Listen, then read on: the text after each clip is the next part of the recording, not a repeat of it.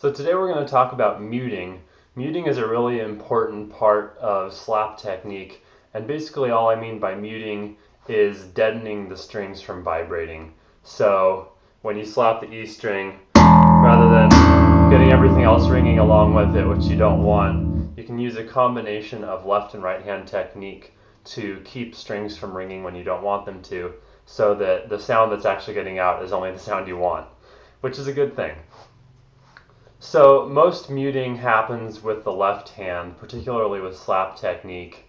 And basically my philosophy when it comes to playing slap stuff, especially if it's funk oriented, is that I want my fingers to be really flat and lazy.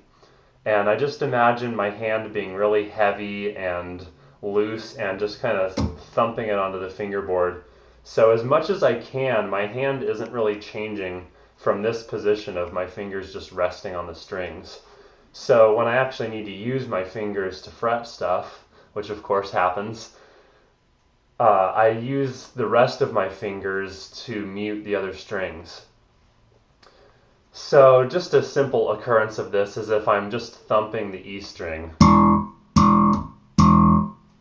What I'm doing to kill the note after a certain amount of time is just resting my fingers on the E string. If I didn't do that, it would sound like this. There would be nothing to stop the vibration. So I use my left hand, and mostly I'm using my second, third, and fourth finger to mute it. The other piece of the muting I'm doing there is more with my first finger. These fingers are lifting and muting and unmuting the E string, but you'll notice my first finger is staying resting on the A, D, and G strings.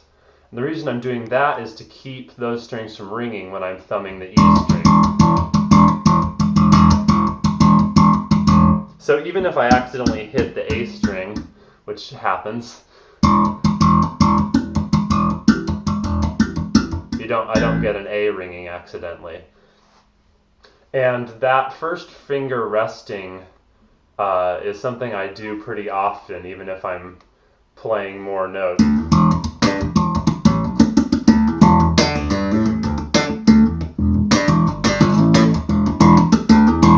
Throughout all of that, when I'm not using my first finger directly, I've got it resting on the A, D, and G strings. And I find that that's really useful to kind of think of my hand in two pieces, as the first finger and then the second, third, and fourth finger as another group. So especially when I'm doing left-hand pats and stuff with a slap technique,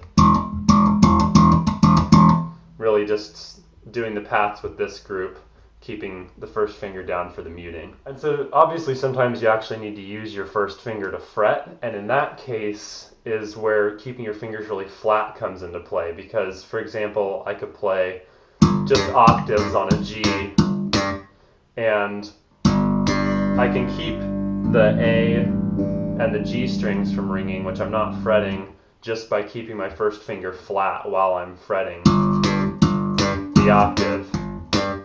Whereas if I have my fingers really articulated, like maybe the way you'd want them if you're playing the piano, then I'm not going to get these strings muted. And sometimes you want that too, like if you want to play chords, you want all the notes to be ringing at the same time, then you want to keep your fingers nice and articulated so that you're not accidentally muting the other strings. But in this case, if we want the muting, you just want to think of your fingers being as flat as possible.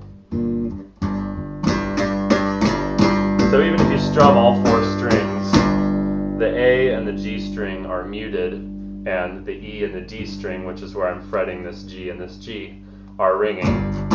So there's no risk of getting notes you don't want. Another slap-specific muting thing I do is that I actually use my forearm over here next to the bridge to deaden the vibration, mostly of the E string, because that's kind of how it falls. But basically just on this little piece of string right here, I can rest my forearm there. So even without using my left hand, I can mute anywhere from totally open, this is with my forearm not touching,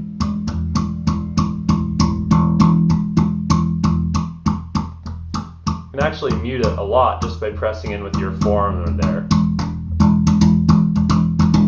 fingerstyle specific muting technique for your right hand is just resting your thumb on the strings rather than on your pickup, which is where I usually rest my thumb. But for example, if I'm playing a line that doesn't really involve the E string,